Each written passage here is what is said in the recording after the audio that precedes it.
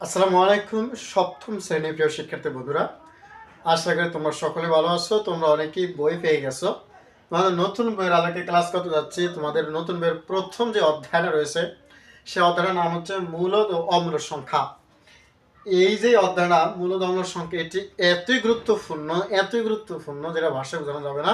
এই অধ্যায়টা রয়েছে অনেক বড় বড় ক্লাসও এই অধ্যায়টা রয়েছে এবং বিসিএস শিক্ষক নিবন্ধন সকল জায়গায় কিন্তু এই মূলত অম্ল সংখ্যাটা খুবই প্রয়োজন। তাই খুবই সুন্দর করে পুরো অধ্যায়ের ক্লাসগুলো ধাপ বাই ধাপ তোমাদেরকে দেখতে হবে, বুঝতে হবে।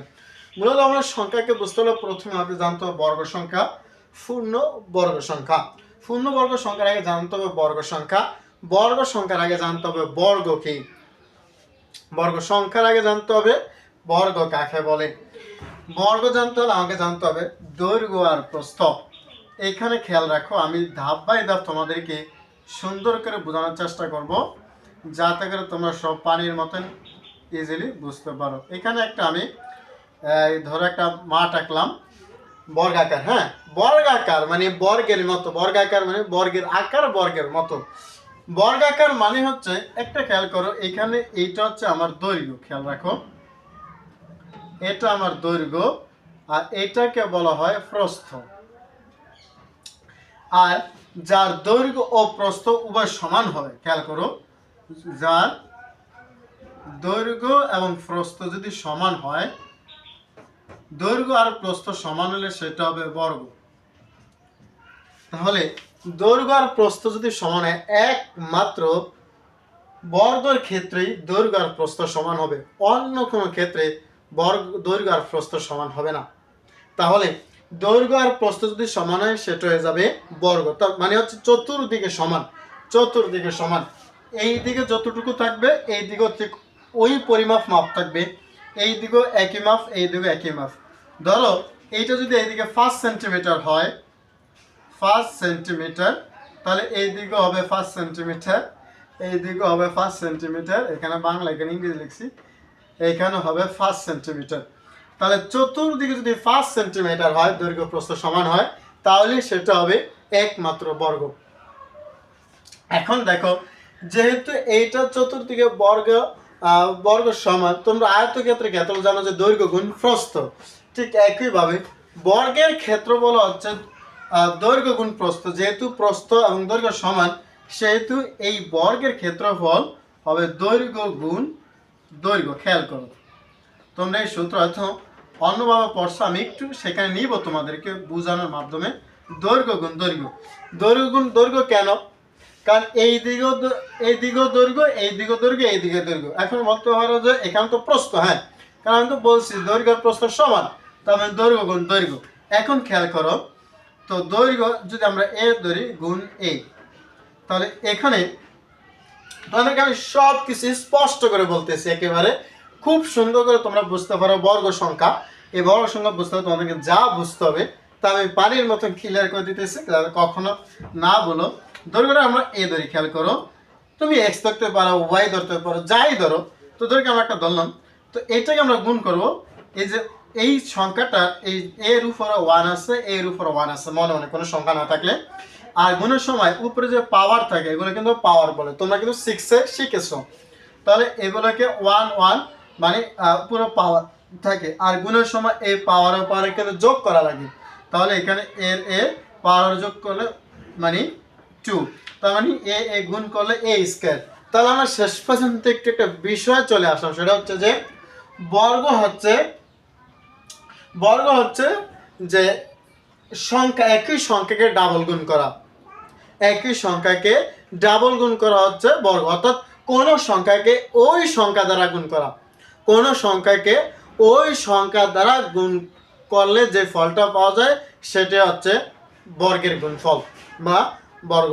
বর্গ মানে, আরেকটা কথা বলি, বর্গ মানে স্কয়ার করা, স্কয়ার। এই যে উপরে দেখো বর্গ করছি আমরা, এ গুণ এ মানে এটাই কিন্তু বর্গ, টু ফোর স্কয়ার এসে স্কয়ার, এই যে এ স্কয়ার।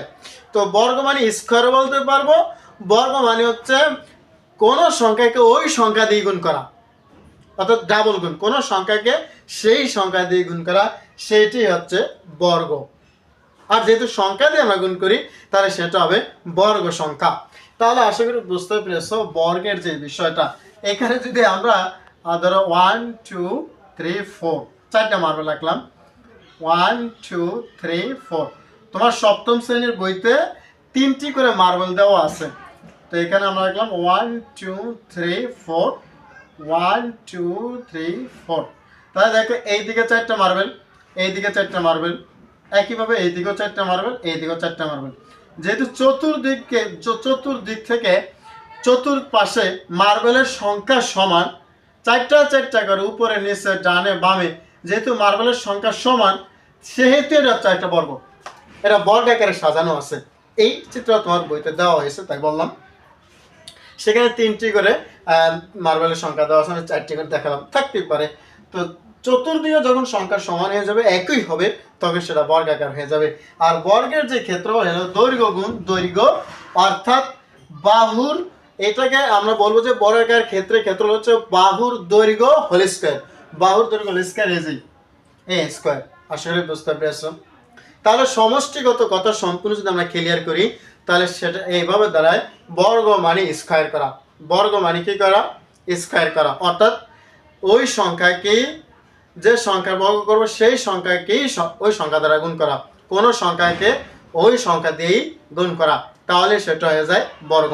এইবার আমি তোমাদেরকে সেগুলো একটু দেখাচ্ছি ক্লিয়ার।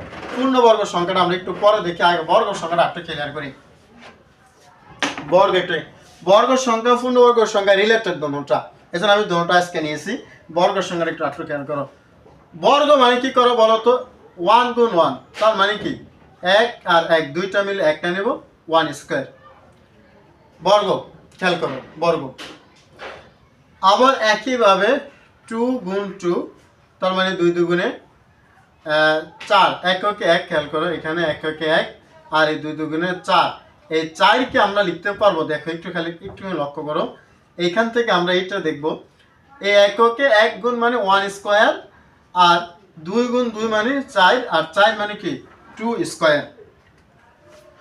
খেয়াল করো। অথবা একটু সাহায্যে যদি তোমাদেরকে বুঝে, আসলে তোমাদের তো বুঝানোটা আসলে ক্লিয়ার করতে, যেহেতু তোমরা ছোট এখনো।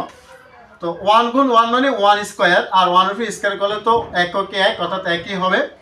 2 গুণ 2 মানে 2 এর স্কয়ার। এর আগে দেখাইছি কিভাবে হয়, ওই যে a গুণ a দিয়ে দেখাইলাম আমরা a স্কয়ার, কারণ এটার উপর পাওয়ার 1, এটার উপর পাওয়ার 1, আর গুণের সময় বারবার যোগ করতে হবে, 1 1 2, a গুণ a সমান a স্কয়ার, আবার x গুণ x সমান কি হবে তাহলে বলো x স্কয়ার। তাই z গুণ z হবে কি z স্কয়ার। একইভাবে 2 গুণ 2 সমান 2 স্কয়ার, আর 2 স্কয়ার মানে কত বলো তো 4। একইভাবে 3 গুণ 3 সমান হচ্ছে 3 স্কয়ার, তার মানে 3 স্কয়ার করলে কত হয় বলো 9। এই যে 3 গুণ 3 9। এইভাবে যদি আমরা যেতেই থাকি আমরা এখনই পূর্ণবর্গ সংখ্যাটা একটু বলবো। 4 গুণ 4 ধরো, তার মানে দুইটা 4 গুণ 4 মানে কি 4 স্কয়ার, অর্থাৎ 4 × 16। 5 গুণ 5 সমান হলো তোমার কত 5 স্কয়ার, তার মানে 5 5 25। আবার 6 গুণ 6 মানে হচ্ছে 6 স্কয়ার, অর্থাৎ 6 6 36। একইভাবে ধরো একটু ছোট করে লিখতে হবে এখন। 7 গুণ 7 উপর স্কয়ার, 7 7 49। একইভাবে ধরো 8 গুণ 8 সমান হচ্ছে 8 স্কয়ার, সমান 8 8 64। আবার 9 গুণ 9 অর্থাৎ 9 স্কয়ার, 9 স্কয়ার করলে হবে কত 81। তো একইভাবে আমরা যদি করি 10 গুণ 10 সমান 10 10 10 স্কয়ার করলে হয় 100। একইভাবে যদি এদিক থেকে আমরা একটু দেখাই যে 11 গুণ 11 সমান হচ্ছে 11 স্কয়ার, সমান হলো 121। একইভাবে আমরা যদি আরো দেখাই যে 11 × 12, তাহলে 12 গুণ 12 12 গুণ 12 মানে কি 12 স্কয়ার। বর্গগুলো সব বড় করতেছি, তার মানে 12 বার 144। একইভাবে 13 গুণ 13 যদি আমরা করি তাহলে হবে 13 13 13 স্কয়ার, অর্থাৎ 169। এইটি কিন্তু আমি কিভাবে গুণ করতে হয় সংক্ষেপে দেখালাম। 14 গুণ 14 যদি আমরা করি তার মানে 14 স্কয়ার, অর্থাৎ 196। তো এইভাবে অনেক রয়েছে, অনেক অনেক অনেক অনেক, শেষ নেই। এটি অসীম, এটাকে বলা হয় অসীম, এটা কিন্তু শেষ নেই। হ্যাঁ, শেষ নেই। আমরা যদি একটুখানি এখানে আসি, ধরো 50 পর্যন্ত চলে আসলাম, তাহলে 50 গুণ 50, তাহলে 50 স্কয়ার, তাহলে আমরা পাবো 2500। এইভাবে চলে আসলাম, অনেক অনেক নিয়ে আসলাম। এগুলো সব তোমার বর্গ সংখ্যা। এই বর্গ ডাবল গুণ করে দেখো, 6 দিয়ে 6 গুণ করছি, না বর্গ। এইবার একটু খেয়াল করো, মাঝে যে রয়েছে 1 4 9 16, এখানে কিন্তু আমরা সিরিয়াল বাদ দেইনি। দেখো এই দিয়ে কিন্তু আমরা সিরিয়ালটা বাদ দেইনি। আমি একটু কালারি কলম দিয়ে তোমাদের দেখাচ্ছি, বুঝতে সুবিধা হবে। এখানে তোমরা যদি একটু খেয়াল করো, এখানে কিন্তু আমরা সিরিয়ালটা বাদ দেইনি, ক্রমিকটা এখানে আমাদের ঠিক আছে। দেখো একটুখানি এখানে দেখো 1 থেকে শুরু করে ক্রমিকটা আমাদের 50 ঠিক আছে।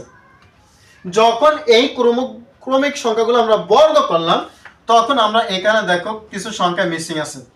4 এর পরে 9 আছে, তাহলে এখানে কিছু সংখ্যা মিসিং আছে। 9 এর পরে 16 আছে, এখানে কিছু সংখ্যা মিসিং আছে। এখানে কিছু সংখ্যা মিসিং, এখানে কিছু সংখ্যা মিসিং। তো এবার প্রত্যেকটা সংখ্যার পরপরই দেখবা কিছু সংখ্যা মিসিং। যেই সংখ্যাগুলো মিসিং, ওই সংখ্যাগুলো পূর্ণবর্গ সংখ্যা নয়। যে সংখ্যাগুলো আমরা পেয়েছি 1 4 9 16 25 37 49 64 81 100 121 144 169 196 ... 2500, এই যে সংখ্যাগুলো পেয়েছি এগুলো হচ্ছে পূর্ণবর্গ সংখ্যা। কারণ এই সংখ্যাগুলোকে পূর্ণবর্গ করা যায়, অর্থাৎ ডাবল করা যায় এই সংখ্যাগুলোকে। অর্থাৎ এই যে ফলাফলটা, কেন এগুলো পূর্ণবর্গ সংখ্যা? কারণ এগুলোকে যদি আমরা বর্গমূল করি, বর্গমূল রূপান্তর করি, তাহলে এরা যার কাছ থেকে আইছে সেই সংখ্যাটা পাওয়া যাবে। বর্গমূল মানে হচ্ছে রুট করা, বর্গমূল মানে হচ্ছে রুট ওভার করা, রুট ওভার। বর্গমূল হচ্ছে রুট ওভার করা। এই রুট ওভার হচ্ছে এইটা, তোমরা হয়তো অনেকে চেনো। এই রুট ওভার, বর্গমূল হচ্ছে কি করা? রুট ওভার করা। বর্গমূল হচ্ছে রুট ওভার করা। আর এই সংখ্যাগুলো যদি আমরা রুট ওভার করি, অর্থাৎ 36 যদি আমরা রুট ক্লিক করি সাধারণ ক্যালকুলেটরে, আর সাইন্টিফিক ক্যালকুলেটর আগে রুট উঠাতে হবে, 36 উঠাতে হবে।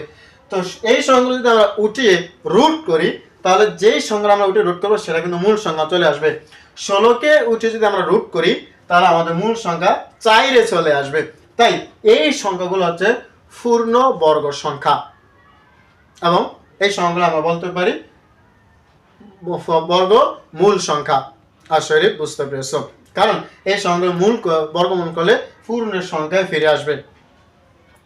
বুঝতে পারছি কিভাবে?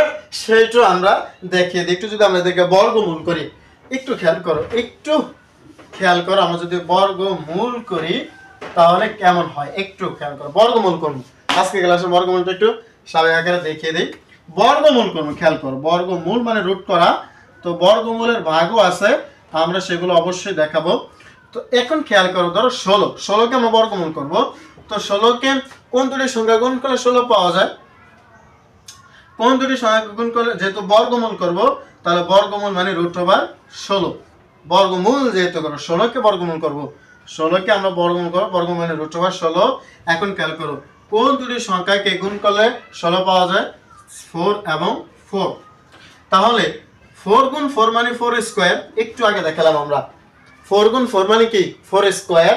আবার একটু খেয়াল করো, রুটের মান কিন্তু 1/2।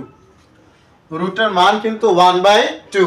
যেহেতু রুটের মান 1/2 মানে পাওয়ার হবে, পাওয়ার 1/2, পাওয়ার হিসাবে যাবে, কোন সংখ্যার পাওয়ার হিসাবে যাবে, পাওয়ার 1/2 কিন্তু। তো 4 আর 4 এর উপর এসে স্কয়ার, আর রুটের মান কত?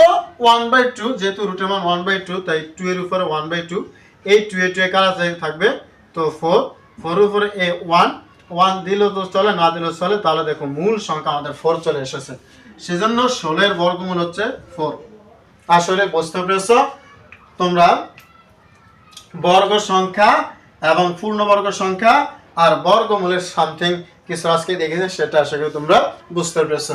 এই বর্গমূলকে ভাগফলকের সাহায্যেও কিন্তু বর্গমূল করা যায়। আমরা ভাগফলকের সাহায্যেও বর্গমূল দেখাবো তোমাদের বইতে, যদি সেই নিয়মটা থাকে। তো আসলে বুঝতে পেরেছো, মূলত অম্ল সংখ্যার প্রথম অধ্যায়ের প্রথম অংশ বর্গ সংখ্যা, পূর্ণবর্গ সংখ্যা এবং বর্গমূলের কিছুটা। ধন্যবাদ সকলকে। আল্লাহ হাফেজ। আসসালামু আলাইকুম।